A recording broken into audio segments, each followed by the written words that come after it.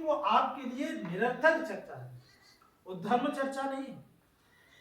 बुद्ध क्या कहते हैं, काले धम्म साकच्छा, जब भी अवसर मिले तो धर्म की चर्चा करो, सार्थक चर्चा करो। वह धर्म की चर्चा, वह सार्थक चर्चा आपके परिवार की उन्नति के लिए होगी, आपके पुत्र पुत्रियों के आगे बढ़ाने के लिए, आपकी सुख समृद्धि में वृद्धि के लिए होगी यदि आप चर्चा करें। और भी बात, उस धार्मिक चर्चा से, उस आपस में बैठ करके चर्चा करने से आपसी विश्वास बढ़ता है। तो आपसी विश्वास बढ़ेगा तो स्नेह बढ़ेगा, स्नेह बढ़ेगा तो प्रेम बढ़ेगा, और जहां आपसी विश्वास, स्नेह, प्रेम होगा तब भाईचारा बढ़ेगा। और जहां ये चारों चीजें पहुंच जाएंगी, भाईचारा तक पहुंच जाएगी, वहां पर झगड़े नहीं होंगे, विवाद नहीं होंगे, कलह नहीं होगी। नहीं तो जहां ये चीजें नहीं होती हैं वहां तो घरों में भाई भाई, माता पिता, परिवार, चाचा तब कलह विवादी बड़े रहते हैं। यहाँ तक कि मारकूट की भी नौबत आती है, कोर्ट कचहरी की भी नौबत आ जाती है, केवल एक गुण की वजह से, धम्म साकच्छा। यदि शाम को बैठ कर लोग आपस में बैठकर साथ तक चर्चा करते रहेंगे तो ये कभी नहीं होगा। आपको पता है वैशाली कितना बड़ा राज्य था? इतना बड़ा। मगध कितना बड़ा था?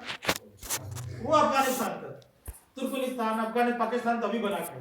अब कहना था, हम सब जानते हैं क्या, क्योंकि नहीं होता तो वहां बुद्ध की गुफाएं, बुद्ध की मूर्तियां कैसे मिलती? सम्राट अशोक ने वहां तक लगवाई ना, क्योंकि उसने तो अपने राज्य में ही काम किया था ना, उसका राज्य वहां तक था। इतना बड़ा राजा, इतना बड़ा राज्य, तो सेना भी बड़ी होगी, लेकिन वैशाली को कभी नहीं जीत पाया। बुद्ध के पास संदेश भिजवाया उसने कि बुद्ध से पता करो, तो बुद्ध ने कहा 7 गुण है वैशाली वालों के, और जब तक वैशाली के लोगों के पास ये 7 गुण हैं, 7 आदतें हैं, तब तक वैशाली को कोई भी हरा नहीं पाएगा, पराजित नहीं कर सकता। और उसमें से पहला गुण था कालीन धम्म साकच्छा।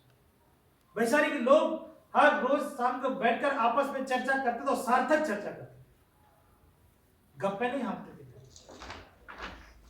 इस वजह से उन सबका आपसी भाईचारा, आपसी एकता, आपसी बंधुत्व बना हुआ था, मजबूत था। इसलिए उनको कोई हरा नहीं था। और भी 6 कारण है, इनको 7 अपरिहार्य धर्म कहते हैं, महापरिनिर्वाण सूत्र में मिलता है। अगर कभी देखना हो तो पढ़ना, दीघ निकाय का, दीघ निकाय में महापरिनिर्वाण सूत्र है, उसमें मिलता 7 अपरिहार्य धर्म, तो हटा नहीं सकता। और उसके लिए क्या जरूरी है कि कालीन धम्म साकच्छा, समय समय चर्चा, ये गुण है, ये परिणाम है, तो बहुत महत्व का। देखने में छोटा लग रहा है, धम्म साकच्छा नहीं कि ये वो धम्म सबलन तो ये हो गया सत्संग जो कर रहे हैं, लेकिन धम्म साकच्छा ये ऐसे कार्यक्रम नहीं, रोज घर में बैठकर सार्थक चर्चा करना धम्म साकच्छा। क्लियर हो गई बात, समझ में आ गई? तो बुद्ध कहते हैं एता मंगल मुक्तमन। तो जिस व्यक्ति के अंदर यह खंती जो चोक चलता, समनानंद दर्शनम, क्षमाशीलता का गुण है, आज्ञाकारिता का गुण है, श्रमणों का दर्शन करता है समय समय पर, और समय समय पर जो है आपस में बैठकर सार्थक चर्चा करता है, धार्मिक चर्चा करता है। 1 2 3 4, ये 4 गुण जिसके अंदर होते हैं उसका सदा सदा मंगल ही होता है, कल्याण ही होता है, उन्नति होती है, तरक्की होती है, उसके सुख समृद्धि के साधनों में वृद्धि होती है, कभी पतन की तरफ नहीं जाता है। आगे बढ़ते हैं, तपोच ब्रह्मचर्या आर्य सच्चान दर्शनम निब्बान सच क्रिया च एतन मंगल। क्या है? तपोच ब्रह्मचर्य, तप करने वाला है। तप करना, जंगल में चले गए, नंगे उगारे बैठ करके तपस्या कराने, वो तप करना। जो अभी अपवादों पढ़ा था, यदि अपवाद नहीं है तो तप है, मतलब उद्योगवान होना। उद्योगवान होना मतलब निरालस होते हुए अपने कर्म के लिए प्रयत्न करना, वह तप करना कहलाता है। बिना प्रयत्न के कुछ भी हासिल नहीं हो सकता। भारतीय परिप्रेक्ष्य में बहुत लोगों ने अपनी एक कहावत बना ली कि अल्लाह मेहरबान होगा तो ये गधा पहलवान हो ही जाएगा। सुना है कभी? लेकिन बौद्ध परंपरा में बुद्धि के विचारों में इस विचारधारा का कोई स्थान नहीं है। बुद्ध कहते हैं बिना प्रयत्न के कुछ भी हासिल नहीं हो सकता, और सम्यक प्रयत्न करना ही तप करना कहलाता है, और प्रयत्न भी सम्यक होना चाहिए, क्योंकि इस सम्मा शब्द तो बुद्ध हर बात से जोड़ते हैं, वो तो मेरे हर बात का मूल है। दो ही दृष्टि है, मिथ्या या सम्मा। तो प्रयत्न करना है पर सम्यक प्रयत्न करना है, उसमें मिथ्या दृष्टि के प्रयत्न नहीं करना। लोग चोरी करने के लिए प्रयत्न ही करते हैं, प्रयास ही करते हैं, मेहनत करते हैं, उद्योग करते हैं, एकाग्रता बढ़ाते हैं, लेकिन वो सम्यक नहीं है, सम्यक नहीं। तो इसलिए उसका परिणाम नहीं है जीवन में। बुद्ध कहते हैं सम्यक प्रयत्न करना ही तप करना कहलाता है। और सम्यक प्रयत्न आपको हर किसी, जो कुछ भी आप करना चाहते हैं, जो कुछ आप बनना चाहते हैं, जो कुछ भी आप कर्म कर रहे हैं, उस कर्म के सापेक्ष जो भी प्रयत्न हैं, प्रयत्न करने होते हैं, उन प्रयत्नों को तप के साथ करना चाहिए, उद्योग के साथ करना चाहिए, निरालस होकर के करना चाहिए, तब जाकर के वह परिणाम प्राप्त होता है। इसलिए तप करने का गुण मेरे अंदर होना चाहिए। यदि आप किसी चीज को प्राप्त करना चाहते हैं, किसी मंजिल को जाना चाहते, कुछ भी, खेती करना है, बीज बोया, घरे पड़े रहो, फसल मिलेगी? बिल्कुल नहीं। समय समय पर उसमें से अच्छी फसल पैदा करने के जो प्रयत्न करने पड़ेंगे, वो सम्यक प्रयत्न आपको करने ही पड़ेंगे। निराई गुड़ाई, पानी, ये जानवरों से बचाना, जो कुछ भी होता है वो सारा कुछ करना पड़ेगा। फिर रात के 12 बजे पानी लगा तो रात भर ठंडी हो तो भी जाता है किसान, तप वही तप है, प्रयत्न कर रहा है ना, सम्यक प्रयत्न कर रहा है, क्योंकि उसे अच्छी फसल चाहिए। घर पे सोकर के सच्ची फसल नहीं मिल सकती है। तो कुछ भी अभ्यास हो, चाहे वो धर्म का अभ्यास हो, दैनिक जीवन का अभ्यास हो, और रोजमर्रा का अभ्यास हो, कुछ भी हो, सब में बुद्ध का वचन सम्यक तप की करने की बात है, वो करनी पड़ती है। तो ये गुण मेरे अंदर होना चाहिए, ये होता है तो श्रेष्ठ मंगल ही होता है। दूसरा ब्रह्मचर्यंच, अर्थात ब्रह्मचर्य का पालन करना। ब्रह्मचर्य का पालन करने का मतलब ये जो अभी ऊपर कहा गया, जो तीसरा सील हमारा है, उसका ठीक से पालन करना। तो यदि कोई साधु है तो पूर्णतः उसे ब्रह्मचर्य का पालन करना चाहिए। यदि गृहस्थ है, पति पत्नी है, तो वह आपस में संतुष्ट होकर रहे तो ब्रह्मचर्य का पालन करना कहलाता है। अर्थात चित्त में बेवजह किसी दूसरे के प्रति देख करके वासना का भाव उत्पन्न नहीं होना चाहिए, वह मेरे पतन का कारण है, तो उसको और आर्य सच्चान दर्शन, 4 आर्य सत्यों का दर्शन करना। 4 आर्य सत्य सुने क्या क्या होते हैं?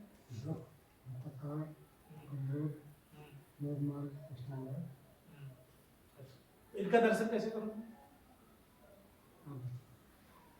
भाई 2 पाठ है। 4 आर्य सत्य भगवान बुद्ध के धर्म का दर्शन का मूल हिस्सा है, मूल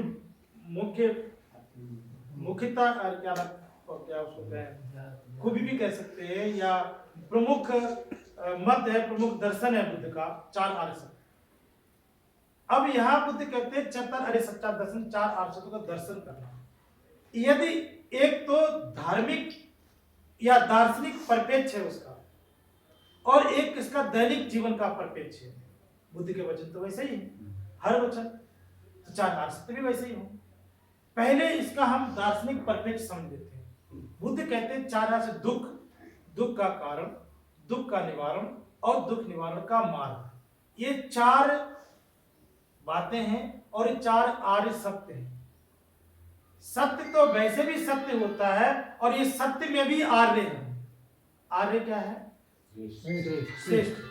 सत्य तो सत्य ही है, ये तो आर्य सत्य है, अर्थात ये आदि से लेकर के अंत तक ऐसे ही रहने वाले, कुछ बदलेगा नहीं उसमें। दुख हमेशा था, है, रहेगा। दुख, जहां दुख है वहां दुख का कारण था, है, रहेगा।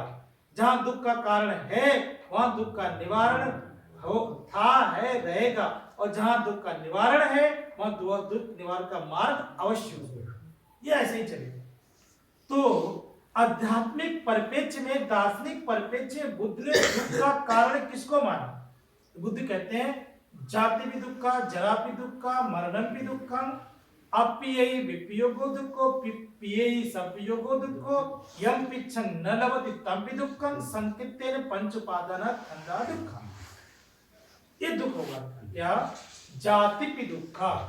सबसे पहले तो जन्म लेना ही दुख का कारण है। ये जन्म लिया शरीर दुख का कारण, दुख होगा ही होगा, दुख का कारण। दूसरा जाति दुख का, जरा भी दुख का, बुढ़ापा भी दुख का, व्याधि भी दुख हो, रोग दुख का, जाति भी दुख का, व्याधि दुख का, पिए ही विप्रयोगो दुख हो, प्रिय का बिछड़ना, अप्रिय ही संप्रयोगो दुख हो, अप्रिय का मिलना दुख का कारण है। ठीक है। यम पिच्छं न लभते तम भी दुखम, जो मेरी इच्छा होती है वो मुझे प्राप्त नहीं होता तो भी दुख का कारण बनता है। मैंने कहा ना अपेक्षाएं है, जो चाहना भी तो अपेक्षा हुई, अपेक्षा पूरी नहीं होती तो दुख का कारण। हम चाहते मेरा बेटा डॉक्टर बन जाए, उसका मन ही नहीं लग रहा है, मन ही नहीं बनता, हम तो दुखी पड़े, दुखी हुए पड़े, नहीं मन लग रहा, नहीं लग रहा, नहीं बन पा रहा। और दुखी आप इसलिए क्योंकि अपने अपेक्षाएं पाली, अपेक्षाएं न पाते तो नहीं होते। तो उसे कहते हैं कि यह पिच्छं न लभते तब भी दुखम, जो हम चाहते हैं, जो मेरी इच्छित वस्तुओं का न मिलना दुख का कारण है। और संकीर्तन पंच उपादान खंड, संक्षेप में कहें तो पांच उपादान स्कंध ही दुख है। पांच उपादान स्कंध कौन से? इस पांच इंद्रियों के जो विषय है वो उपादान कहलाते हैं। आंख का रूप, कान का शब्द, जीभ का रस, घ्राण का गंध और काया का स्पर्श। ये पांच इंद्रिय हैं, इंद्रियों के विषय को उपादान स्कंध। तो संक्षेप में कहें तो यही तो बहुत बड़े दुख का कारण, क्योंकि रूप में संलग्नता है तो दुख का कारण बन रही, जीभ में संलग्नता है तो ये पांचों को आप समझ सकते हैं वो चीजें। तो संक्षेप में ये करें। अब बात आती है ये तो दुख हो गया, तो दुख का कारण क्या है? तो बुद्ध कहते हैं इन सबका कारण क्या है जो इतने प्रकार के दुख हैं? तो वहां बुद्ध कहते हैं कि तृष्णा ही इन सबका मूल कारण है। अब होते कौन सी तृष्णा? तो उसके लिए बुद्ध कहते हैं काम तृष्णा, भव तृष्णा, विभव तृष्णा। ये तीनों प्रकार की तृष्णाएं सम्मिलित होकर के इस दुख का कारण बनती है। अब ये कि ये तृष्णाएं हैं, कारण तो मिल गया, तो इसकी ये तृष्णाएं दूर कैसे होंगी? तो दूर कैसे होंगी इसका उपाय? हाँ, इसका उपाय है। तो चौथा आर्षण इसका उपाय क्या है? आर्य अष्टांगिक मार्ग। क्योंकि कारण है तो उसका निवारण है। निवारण क्या है कि तृष्णा को दूर कर दो तो दूर हो जाएगी, निवारण हो गया। अब चौथा आर्षण कि निवारण है तो निवारण का मार्ग। अब इन तृष्णा को निवारण किया कैसे जाए, होगा कैसे? तो उसके लिए आर्य अष्टांगिक मार्ग, सम्यक दृष्टि, सम्यक वचन, सम्यक कर्म, जो आपको 8 जानते हैं नाम देख लेना। तो ये आर्य अष्टांगिक मार्ग, ये तो हो गया धर्म। लेकिन बुद्ध कहते हैं यहाँ पे कहा गया है चत्तार आर्य सच्चान दर्शन। अब इनके बाद दर्शन कैसे करूं? जन्म ले लिया तो ले लिया, अब दर्शन कैसे करें इन चारों दर्शन? तो उसके लिए क्या है, मैंने कहा कि इस चार अर्थ के दो एक तरह से भाग। एक तो मैंने दार्शनिक परिप्रेक्ष्य देखा, ये धार्मिक दार्शनिक परिप्रेक्ष्य है ना, इस तरह से दुख को समझना चाहिए। अब दैनिक जीवन में इसको ऐसे ही लेना चाहिए। मैंने कहा ये जीवन आपत्ति, विपत्तियां, चिंता, व्याकुलता, परेशानियां उत्पन्न होती रहती है। तो जब भी कोई दिक्कत, परेशानी, विपत्ति उत्पन्न हो तो समझो कि पहला आर्य शब्द उत्पन्न हो जाएगा। तो तुरंत इसको कहे, बुद्ध ने 4 अर्थ दिया। बुद्ध ने क्या कहा कि दुख है तो दुख का कारण जरूर होगा। तो वहां ये दुख वही नहीं मान लेना चाहिए कि मैं तो जन्म लिया है, ज्यादा जन्म लिए, सब जो कहा अभी ये दुख नहीं जीवन में। किसी वजह से जीवन में कष्ट उत्पन्न हुआ, दुख उत्पन्न हुआ, तो समझ लेना चाहिए तुरंत उस दुख में दुखी होने के बजाय चिंतन करें। गुप्तनी का चत्तार अरि सच्चान दर्शनम, मेरा स्वभाव क्या है कि जब भी दुख उत्पन्न होगा तो मैं उस दुख में दुखी होने की बजाय दुख के कारण को खोजूंगा। ये मेरी आदत है, उसको कहते हैं चत्तार अरि सच्चान दर्शन। जब जीवन में विपत्ति, आपत्ति, चिंता, व्याकुलता, परेशानी, दुख कुछ भी उत्पन्न होगा ऐसी चीजें, तो हमसे सबसे पहले उस व्याकुलता में व्याकुल होने के बजाय, चिंता में चिंतित होने के बजाय, दुख में दुखी होने के बजाय, परेशानी होने के बजाय, ये ना करके उसके कारण को खोजूंगा। आपने चिंतन करा कि आज मैं चिंतित हूँ, व्याकुल हूँ, दुखी हूँ, इसका कारण क्या है, तो आपको कहीं ना कहीं जाके वो कारण पता चलेगा। जब कारण मिल जाए तो भगवान ने कहा है कि जहां कारण है वहां निवारण जरूर होगा। कारण मिल गया तो निवारण के मार्ग, अच्छा ये कारण है, इसको दूर कर दूं तो ठीक हो जाएगा। तीसरा अर्थ सत्य हो गया जीवन में दर्शन। फिर अब ये समस्या कि इसको दूर करूं कैसे, तो उसका उपाय खोजना शुरू करूं। अच्छा ये उत्पन्न ऐसे हुआ था, ये दूर ऐसे होता था, इसको दूर ऐसे किया जा सकता।